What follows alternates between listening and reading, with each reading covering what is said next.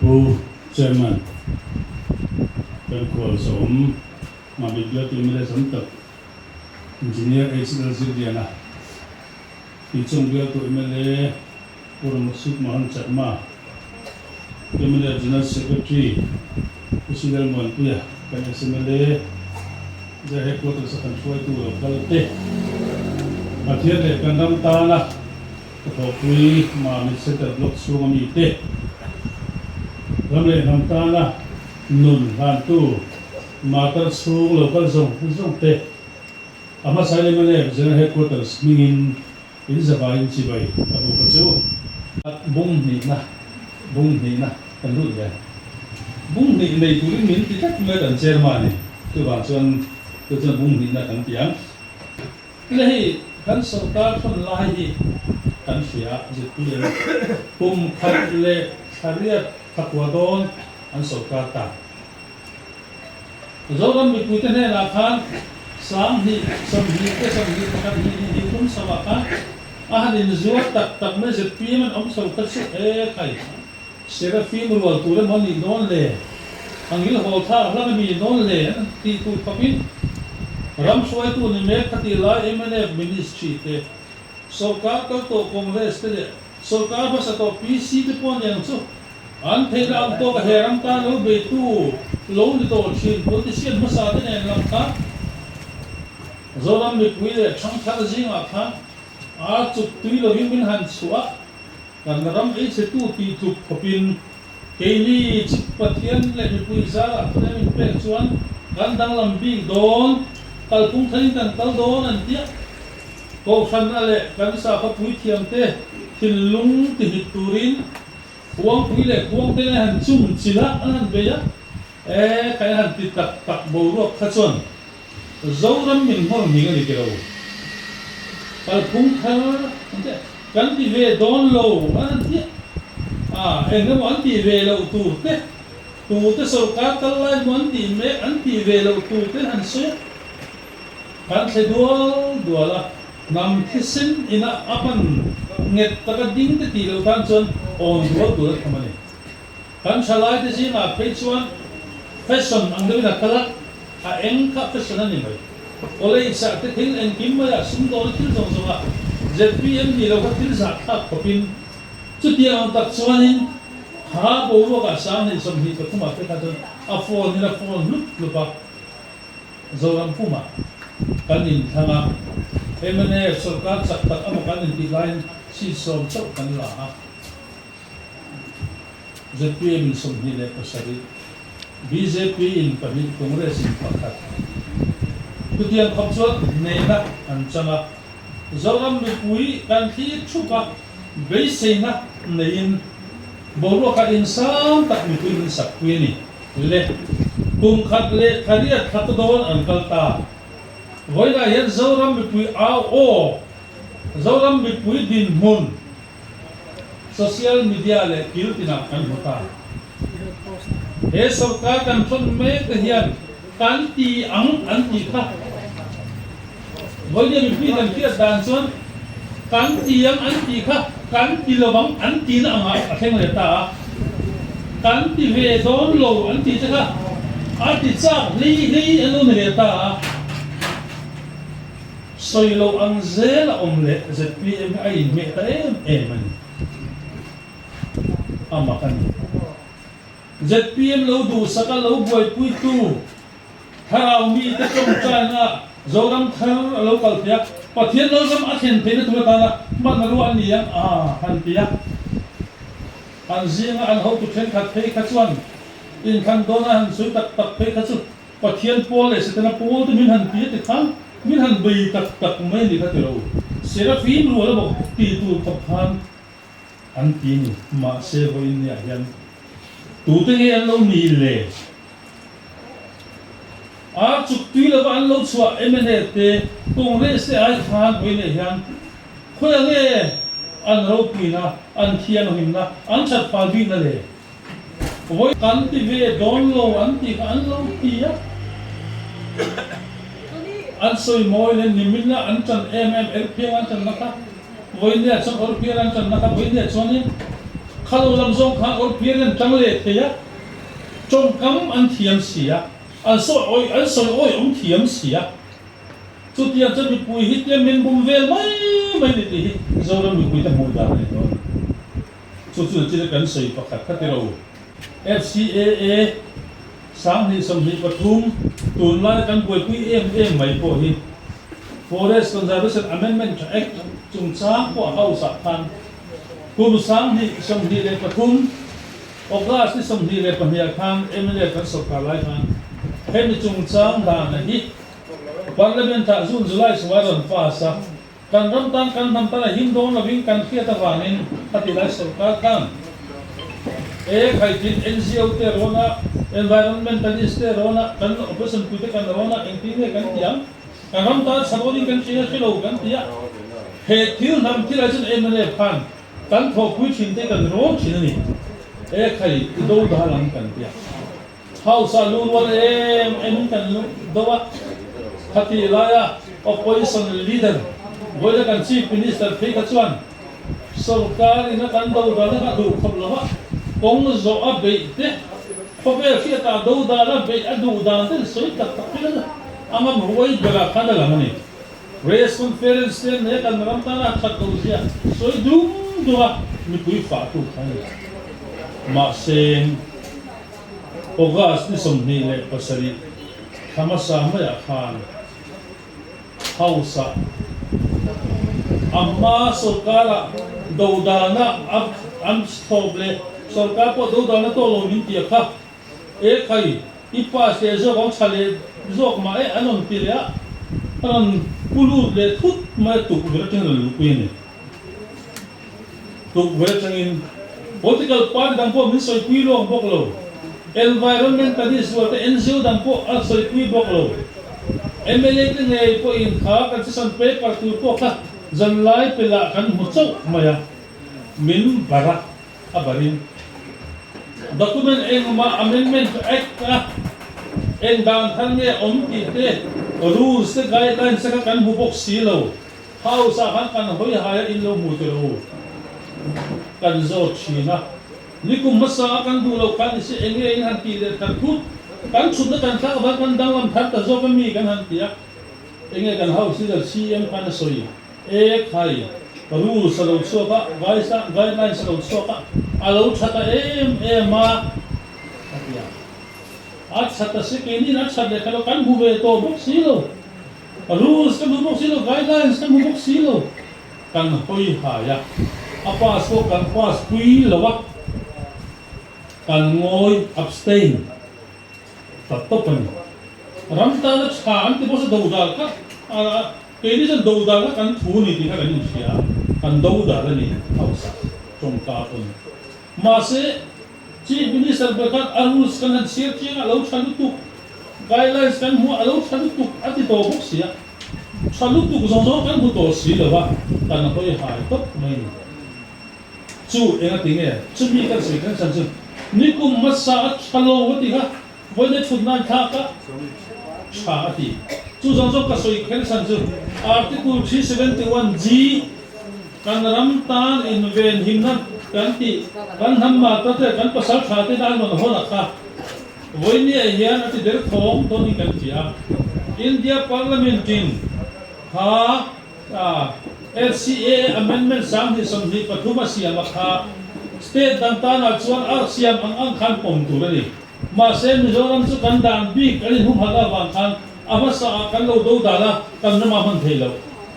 masih zepian sarkarin do dala an lipa Indian state dang angin man theinan data chi achwan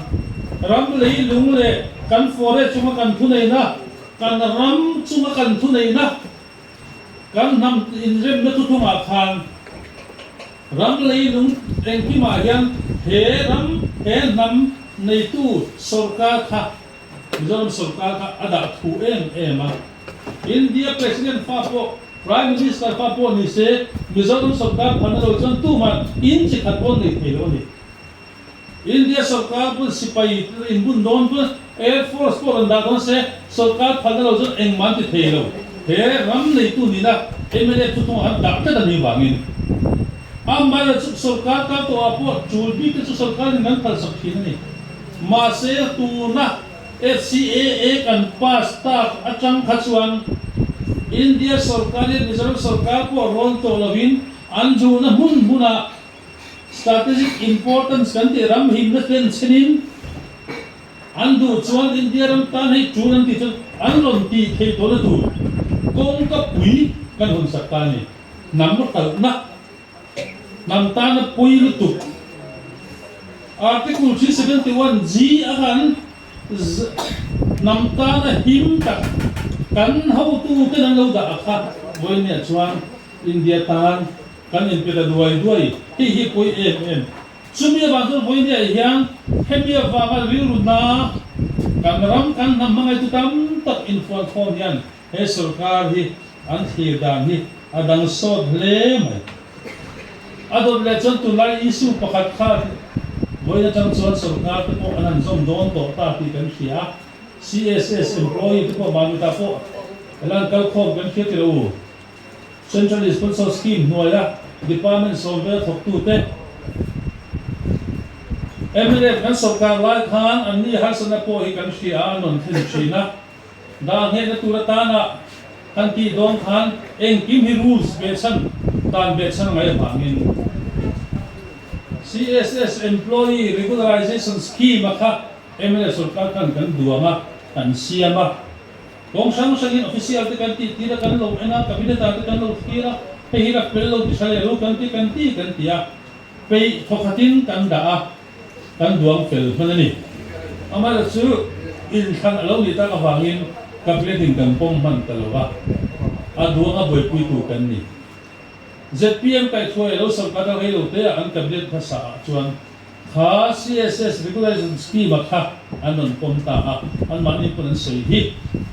MLF te lo do ang khan kan pom an ti ni ma se hil har sakna alo om ta mi puiten hil chian lu lo ta ka chu enge voin ne yan CSS employee te har sakna to wa khatiang ta ka kan ram sarkar ta kan mi chang kai te an lo na zo ka kha CSS Regulation Scheme pa ngai kan ani hau lo kha scheme implement dan tu ra ta nga ZPM sarkar ina an ma ani na an duan chung ta chu hetiang ang hian ni chuan hetiang hit ani lo chuan tiangin rules mo chumi guidelines an han siam ta chumi guidelines an siam point chen khata khan ko India kan CSS atanga senior te regularize sawa ta tu kal tur te ta na kal tak thelo na tur kong ka kal nan na ha an dong le lo si ni mangai niom takin sang ni som ni le pathum in khan do na ta khachuang heng CSS te hi a big ta ka an du sak tu thu an soi dum duma chung te ba chung tam tak pon an ni nge tin an lo bo huam mali ma se voin de jon CSS te hi dan lo ala kan ni tu tiang khatiang an ni tia mi pui mua pho ta ka khen bet tu chu ZPM sarkar le tho khani amma mangai bera an changkai ber kan nam ta an changkai an to lo kani kirutina education huwa ga hel dan ni sen adai do zong tu CSS ho hi an ni tan regulation scheme tha kan siam don an tia voi ni chon cross a phen be do ti an au le ta la dan po diglo an tia musito wa an siam le ta an mangai na masaka dai le ta soilo ang mok khan ang len CSS worker so han tinrim tak ta pan pung khom ta an ma ni ti nge an ti suang nge kan ya MNF komin putil tra han tum le MNF duan sa kan pom wangan ente kha duan sa poma khan har sana kana umlo khami aman dang tur engamo ru state en siam han kongka an khar mai zo kani chu wang chuan an ma ni nge hi an kal kong har sana siam tun ni ti CSS employee ho an bu chiang tu voin ne zo ram mi puita khiata cross a khen beta zang phar da ti mual phau tu chon ma ni zokel ni he se pil sarkar hi an lu dan po dik lo an chuti khati lo an ti ma se kan CSS employee ten voinen dik lo lu kana mani chon min ban ro se dik lo min la tu na mani chon an ba ni chon action na ro se an ten out to ka nutling patin an lungai an ruma ma seng chutiang ang pakhat ma an ti bok silo voinia he sarkar hi lim changlutu soilo ang zel ama andu huna mitwinti ta ole mitui ang de prokotai gal tier santian om taka mitwinti ta tunai na han changa ti ti theyam dona anta boina han salasian tu chan mani zomi an lo ni ti hi kan soile doni emene sarkar lai han tong pui cha kan dia te emene te malang na zara da kan hi cha er ora ai zo den ma mit kan khena kan kala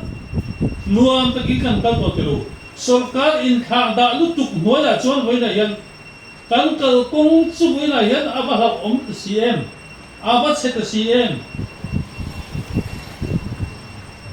bole sarkar chhan thingen mi pui tan sarkar ding turania voine chan ro communication poi mo em po en kol thei lo sarkar mi pui te min room ti na kan tum ang pokal thei lo dam lo ta na amo sarkar na thok ta na mo kan ni tin na en kim mai in kal puna kong pui mo po min siam sak thei lo kong se em min siam sak tu sarkar ani me thei te voine kan bu fai man ke zia che som panga ta alle chaka cheng som thuma min san tu mi pui te min rok ngot tu sarkar ani chia kan ti pung lo wang ti soi tu te nasa ta ka kong chi sang sanga chia ti punga diesel te petrol te chama tax tam takla mi pui it te chuga om phor ngar na tu ani revenue kal tanga nasa ta ka mi pui min roka ti tu voinia electric bill kan ti sang lo ti ma se a bill ve chun ti sang hau lo ala dan ego man ne una wan siama in electric bill chin kha alle de thole sang do be koim he sarkar hian kho ega kan I te min zen sak ngar ni theyam to kin min zu char zo ni mire thei zo ko te hi chuti tiam tak chuan mi pui mangai ber anga in soi te hian mi pui te hi thudei na han chang tak ta min rap sual kan tan ren chang le thatur kan ham that ve na tur kut na thok tu to lam cham tu ra hen soi tak ta ma mi district a mun pia tam tak ta ani le man takin in khale so thing ching tu te so thing man tu tu chan so thing thar tur economic survey report le voinen le in hian za som hi po mi zo na so thing ching tu te thar so hi an le me ulo he sarkar hian hin thati an ti ha hi ban so ya po hian za som hi sarkar fe ni kan e zom thin za som thum pathum mu ching lo chu kan fe thin tero za som hi an khal hian he sarkar hi lo pingan ngai ngem an fe ti kan ti ani economica an hi mo enkima hian he sarkar hi a fe moi ani yang le kan ram tam ti tu te hi pathian hian kong chan ve mi ka san don lo ti hian in nge takin kan thu thunga idinga u alo me